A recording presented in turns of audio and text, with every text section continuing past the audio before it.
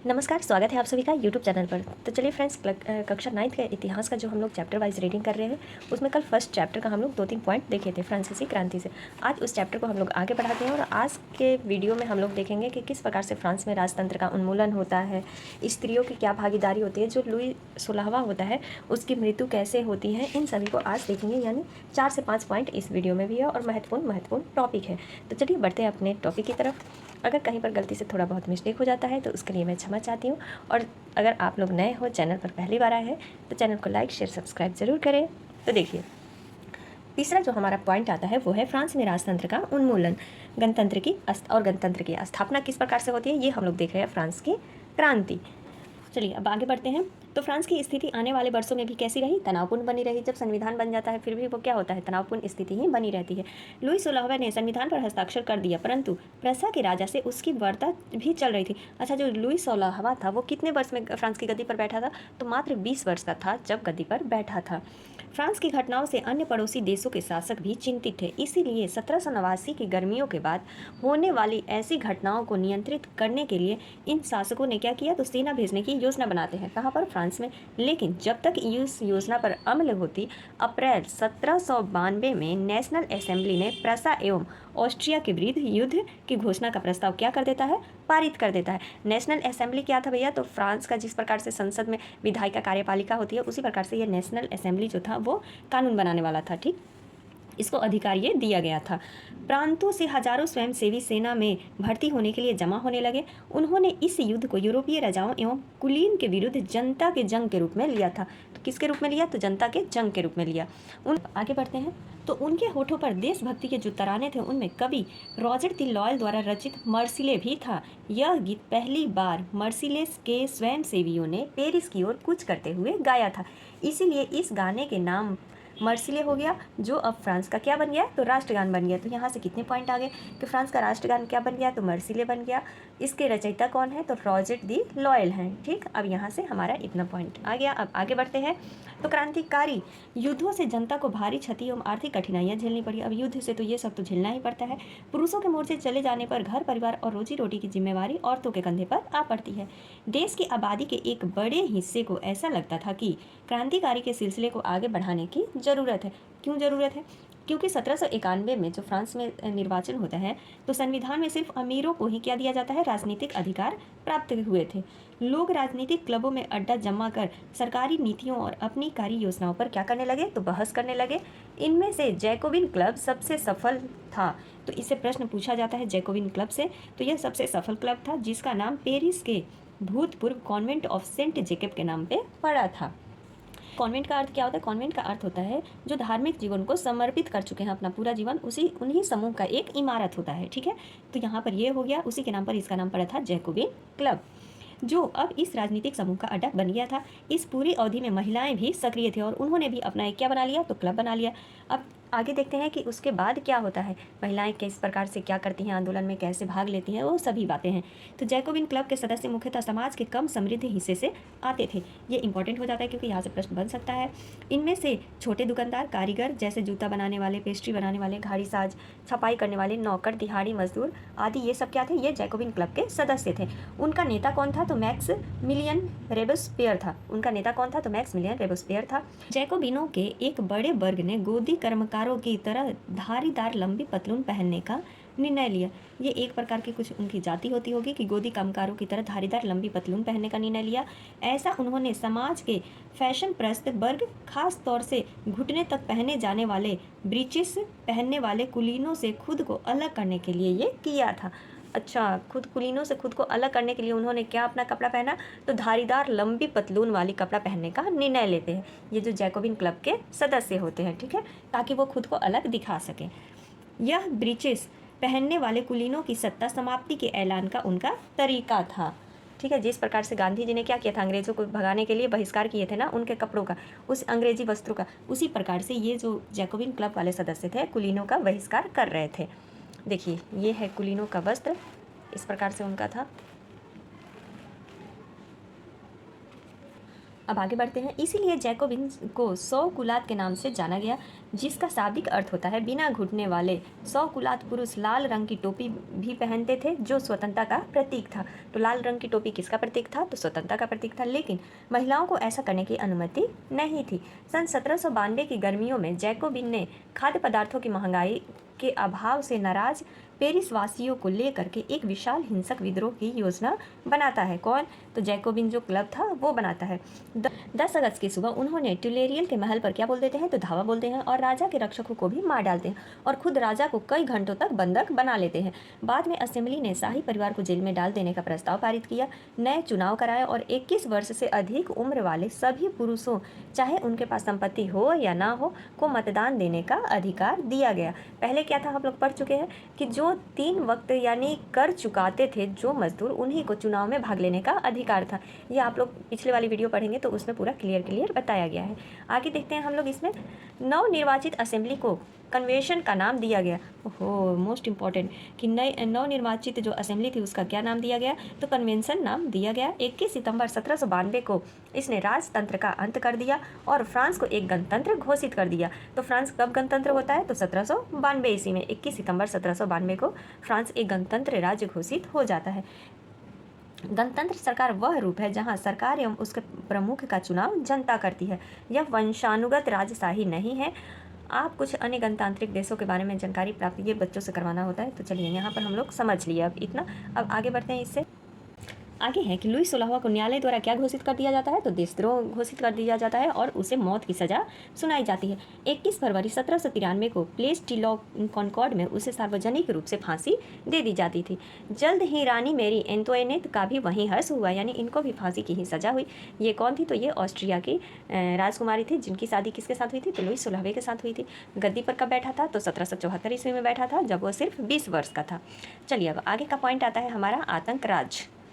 तो सन 1793 से 1794 तक के काल को आतंक युग का काल कहा जाता है। तो याद रख लीजिए कि आतंक का युग किसे कहा जाता है? तो 93 से 94 के बीच। रोबेस्पियर ने नियंत्रण एवं दंड की सख्त नीति अपनाई। उसके हिसाब से गणतंत्र के जो भी शत्रु थे, कुलीन एवं पादरी, अन्य राजनीतिक दलों के सदस्य, उसकी कार्यशैली से असहमति रखने वाले पार्टी सदस्य, उन सभी को क्या कर लिया जाता है? तो गिरफ्तार करके जेल में डाल दिया जाता है और एक क्रांतिकारी न्यायालय उन पर मुकदमा चलाया जाता है। यदि न्यायालय उन्हें दोषी पाता तो गिलोटिन पर चढ़ाकर उनका सिर कलम कर दिया जाता था। जो भी दोषी पाया जाता था उसको क्या कर दिया जाता था? तो पहले आप देखते होंगे कि गला कैसे काट दिया जाता था। इस प्रकार का ऐसे बना हुआ रहता था, उसमें भैया अपना मुंडी करो, पटाक, गला खत्म, जिंदगी खत्म, मतलब सिर कलम कर दिया जाता था। गिलोटिन 2 खंभों के बीच लटकने वाली मशीन थी, जिस पर रख कर अपराधी का सिर धड़ से अलग कर दिया जाता था। इस मशीन का नाम इसके आविष्कारक डॉक्टर गिलोटिन के नाम पर ही पड़ा था। तो चलिए भैया, गिलोटिन का आविष्कार किसने किया? तो इसका तो याद ही रहेगा कि डॉक्टर गिलोटिन ने किया था। आगे देखते हैं। रोबेस्पियर सरकार ने कानून बनाकर मजदूरी व कीमतों की अधिकतम सीमा तय कर देते हैं। गोश्त एवं पाव रोटी की राशनिंग कर दी गई। किसानों को अपना अनाज शहरों में ले जाकर सरकार द्वारा तय कीमत पर बेचने के लिए भी बाध्य किया गया। अपेक्षाकृत महंगे सफ़ेद आटे के इस्तेमाल पर रोक लगा दी गई। ठीक है। सभी नागरिकों के लिए साबुत गेहूं से बनी और बराबरी का प्रतीक मानी जाने वाली समता रोटी खाना अनिवार्य कर दिया गया। तो देखिए कितने सारे पॉइंट निकल कर आ गए कि सफ़ेद आटे के इस्तेमाल पर रोक लगा दी गई, सभी नागरिकों को क्या कर दिया गया? साबुत गेहूं से बनी और बराबरी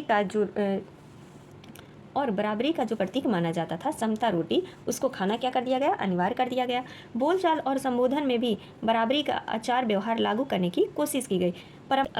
परंपरागत मॉन्सियूर यानी महाशय एवं मदाम, जिसको कि महोदया अब कहा जाने लगा, के स्थान पर अब सभी फ्रांसीसी पुरुषों एवं महिलाओं को शितोयेन यानी नागरिक या शितोयेन नागरिका के नाम से संबोधित किया जाने लगा। तो देखिए अगर पूछ सकता है कि मॉन्सियूर के स्थान पर क्या यूज़ किया जाने लगा पुरुषों के लिए, तो शितोयेन किया जाने लगा और मदाम की जगह शितोयिन किया जाने लगा, जिसका क्या अर्थ होता है? नागरिक या नागरिका नाम से संबोधित किया जाने लगा। चर्चों को बंद कर दिया गया और उनके भवनों को बैरक या दफ्तर बना दिया जाता है।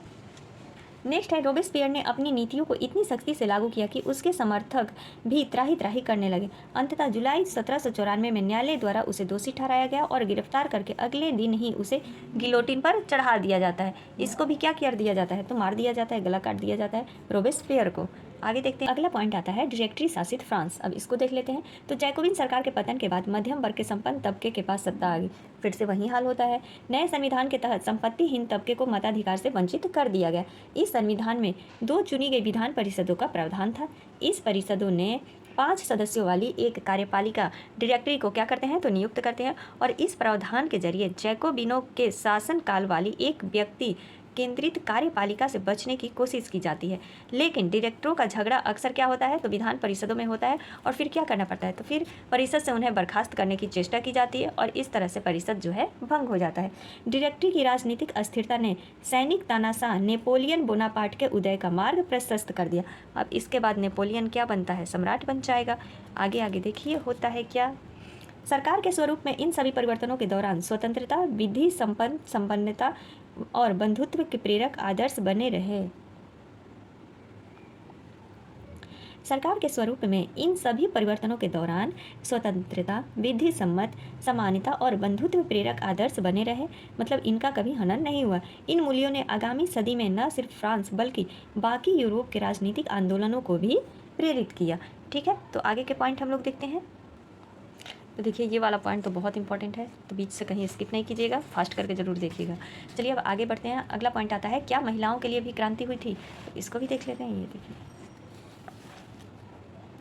देखिए वर्साई की ओर कूच करती पेरिस की औरतें। यह चित्र कब का है तो 5 अक्टूबर 1789 की घटना का है।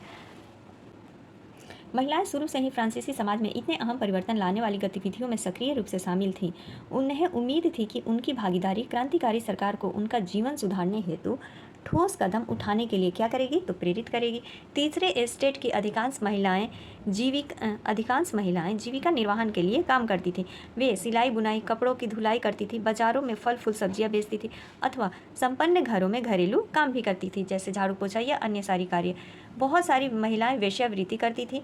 अधिकांश महिलाओं के पास पढ़ाई लिखाई तथा व्यावसायिक प्रशिक्षण के मौके नहीं थे। केवल कुलीन की लड़कियां अथवा तीसरे स्टेट के धनी परिवारों की लड़कियां ही कॉन्वेंट में पढ़ पाती थी। इसके बाद उनकी शादी कर दी जाती थी। कामकाजी महिलाओं को अपने परिवार का पालन पोषण भी करना पड़ता था, जैसे खाना पकाना, पानी लाना, लाइन लगाकर पाव रोटी लाना और बच्चों की देखरेख आदि करना। ये सब क्या था तो ये उनकी मजदूरी थी, और ये सारे काम करती थी। उनकी मजदूरी पुरुषों की तुलना में कम होती थी।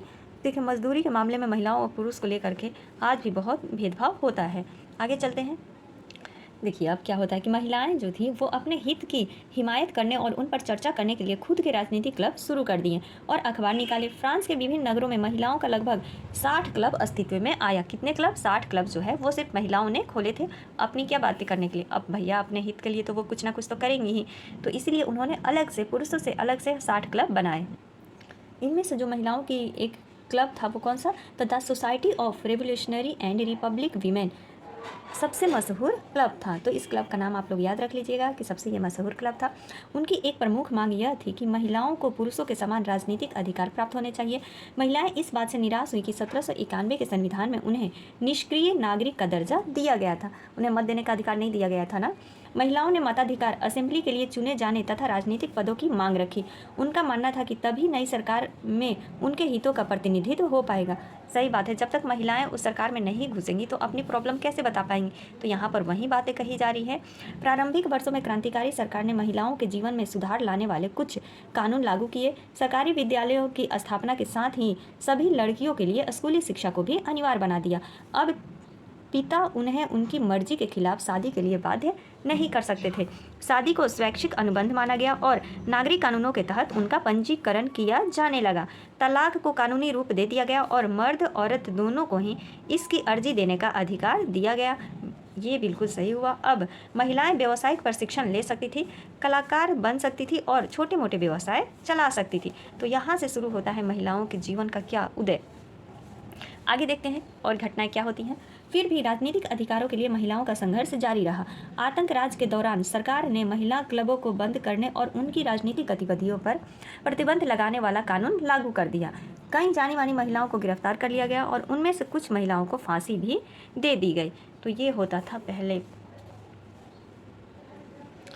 एक ये महान महिला थी ओलंपिया ग्यूजे, जिनके बारे में दिया गया है, तो इसको हम लोग देख लेते हैं क्योंकि बॉक्स में दिया है और बॉक्स का क्वेश्चन पूछा जाता है।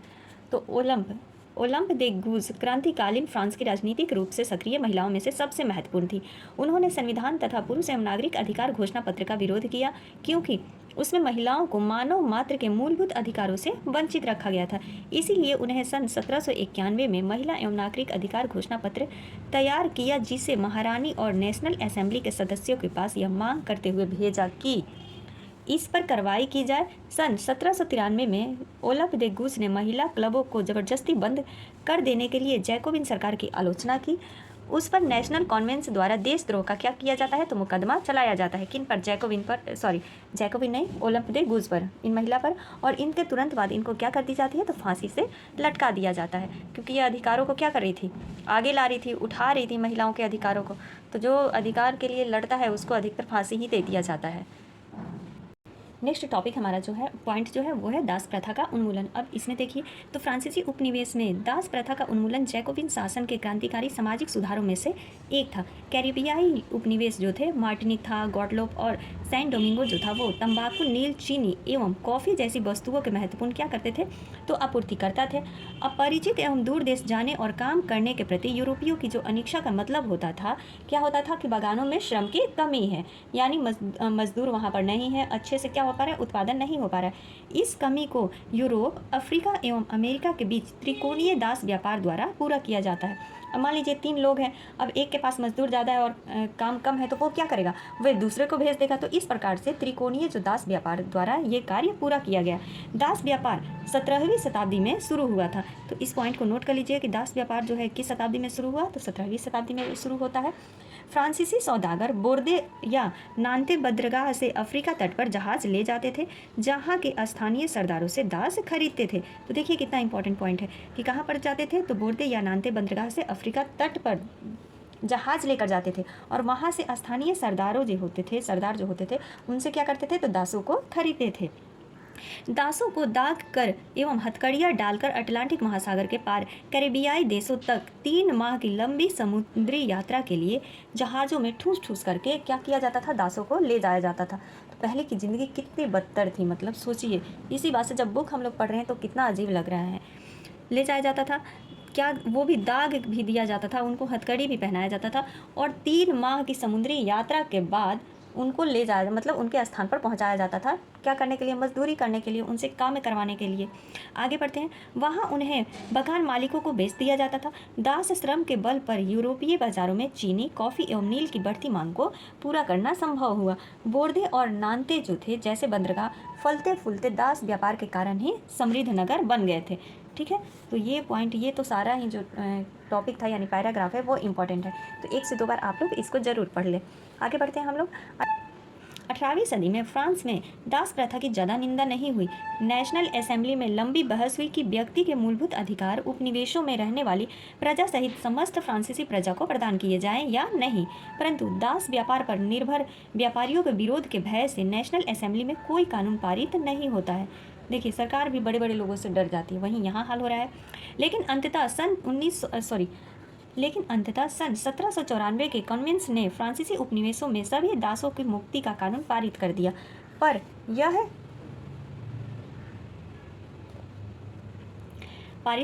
यह कानून एक छोटी सी अवधि तक ही लागू रहा।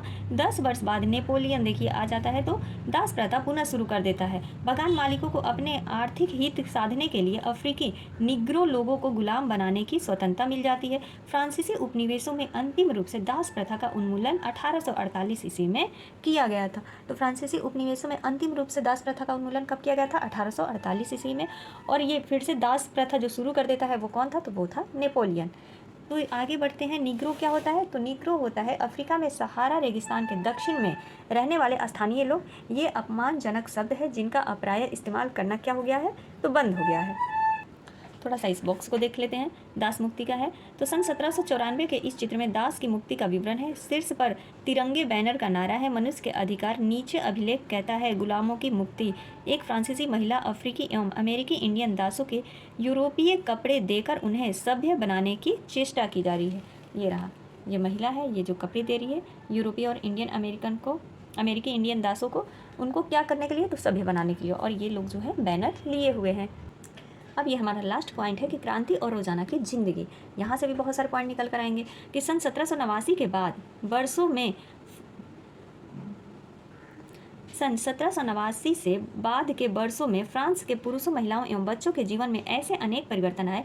क्रांतिकारी सरकारों ने कानून बनाकर स्वतंत्रता एवं समानता के आदर्शों को रोजाना की जिंदगी में उतारने का प्रयास किया। बास्तिल के विध्वंस के बाद सन 1789 की गर्मियों में जो सबसे महत्वपूर्ण कानून अस्तित्व में आया था वह था सेंसरशिप की समाप्ति। प्राचीन राजतंत्र के अंतर्गत तमाम लिखित सामग्री एवं सांस्कृतिक गतिविधियों जैसे किताब, अखबार, नाटक को राजा के सेंसर अधिकारियों द्वारा क्या किया जाता है तो पास कर दिया जाता है। और उसके बाद अब अधिकारों के घोषणा पत्र ने भाषण एवं अभिव्यक्ति की स्वतंत्रता, मतलब अब सभी स्वतंत्रताएं उनको दे दी जाती है, घोषित कर दिया जाता है। अब इसका हम लोग सारांश देख लेते हैं। तो 1804 में नेपोलियन बोनापार्ट ने खुद को फ्रांस का सम्राट घोषित कर दिया।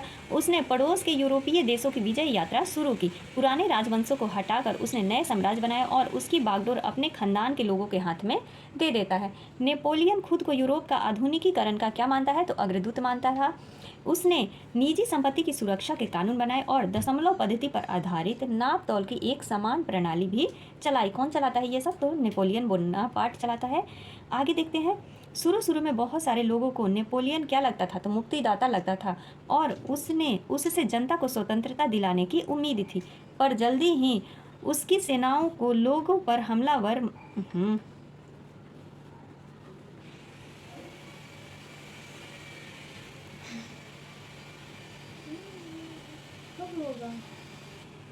अब यहाँ पर क्या होता है कि शुरू में बहुत सारे लोगों को नेपोलियन क्या लगता था तो मुक्तिदाता लगता था और उससे जनता को स्वतंत्रता दिलाने की उम्मीद थी, पर जल्दी ही उसकी सेनाओं को लोग हमलावर मानने लगे। आखिरकार 1815 में वाटरलू में उसकी हार हो जाती है। किसकी? नेपोलियन की हार हो जाती है। यूरोप के बाकी हिस्सों में मुक्ति और आधुनिक कानूनों को फैलाने वाले उसके क्रांतिकारी उपायों का असर उसकी मृत्यु के काफ़ी समय बाद सामने में आता है। मतलब उसकी मृत्यु के काफ़ी समय बाद लोगों को ये पता चलता है कि जो ये सब यूरोप में फैल रही थी वो सब कौन कर रहा था तो नेपोलियन बोनापार्ट कर रहा था। आगे देखते हैं। स्वतंत्रता और जनवादी अधिकारों के विचार फ्रांसीसी क्रांतिकारी की सबसे महत्वपूर्ण विरासत थे। ये विचार 19वीं सदी में फ्रांस से निकलकर बाकी यूरोप में फैले और इसके कारण वहाँ सामंती व्यवस्था का क्या होता है नाश हो जाता है। औपनिवेशिक समाजों ने संप्रभु राष्ट्र राज्य की स्थापना के अपने आंदोलनों में दासता से मुक्ति के विचार को नई परिभाषा दी। टीपू सुल्तान और राजा राम मोहन राय क्रांतिकारी फ्रांस में उपजे विचारों से प्रेरणा लेने वाले दो ठोस उदाहरण थे। तो ये हमारा चैप्टर ख़त्म होता है। ये एक छोटा सा बॉक्स में दिया हुआ है जिसको कि हम लोग थोड़ी सी देर में पढ़ लेते हैं। तो चलिए इस बॉक्स में इंपॉर्टेंट बातें दी गई है, इसको हम लोग देख लेते हैं और उसके बाद हमारा जो दूसरा चैप्टर शुरू हो जाता है यूरोप में समाजवाद एवं रूसी क्रांति। तो ये तो और भी इम्पोर्टेंट पॉइंट्स हैं। इसमें कार्ल मार्क्स हो गए, राजा राम मोहन राय से जानना है, रूसी क्रांति हो गया, अर्थव्यवस्था, समाज हो गया। मतलब इससे तो एग्ज़ाम में प्रश्न ही आता है। तो देखिए इस बॉक्स को देखिए। राजा राम मोहन राय उस समय यूरोप में फैल रहे नए विचारों को प्रभावित होने वाले में से एक थे। फ्रांसीसी क्रांति और बाद में जुलाई क्रांति ने उनकी कल्पना को नई धारा दी। फ्रांस में 1830 में हुई जुलाई क्रांति के बारे में जानने के बाद वह और किसी चीज़ के बारे में बात ही नहीं करते थे। हालांकि एक दुर्घटना के कारण वे उन दिनों लंगड़ा कर चलने लगे थे, मतलब कुछ हो गया था। लेकिन इंग्लैंड जाते हुए केप टाउन में वह जिद करने लगे कि उन्हें क्रांतिकारी तिरंगे झंडे वाले युद्ध पोत दिखाए जाएं। ठीक है, तो ये कुछ पॉइंट था। क्या हुआ इधर? अच्छा दिखने लगा, इधर नहीं दिख रहा है। लास्ट वाला हो जाएगा, सब हो जाएगा। क्या किया जाए? युद्ध पोत दिखाया जाए। तो ये राजा राम मोहन राय से जुड़े कुछ पॉइंट थे। आई होप आप लोग को ये वीडियो पसंद आया होगा। तो मिलते हैं अगले वीडियो में, और अगली हमारी जो वीडियो होगी वो मोस्ट इंपॉर्टेंट है, यूरोप में समाजवाद एवं रूसी क्रांति, जिसमें कि इसमें तो और भी महत्वपूर्ण है। जैसे कार्ल मार्क्स से हमें जानना है। देखिए कार्ल मार्क्स के सारे समाजवाद हो गया, साम्यवाद हो गया, अर्थव्यवस्था और समाज हो गया, रूसी क्रांति हो गई। बाप रे, पहला विश्व युद्ध, द्वितीय विश्व युद्ध, ये तो कम से कम 2 से 3 वीडियो में ख़त्म होगा। चलिए मिलते हैं अगले वीडियो में, तब तक के लिए आप सभी का दिल से धन्यवाद। Thank you.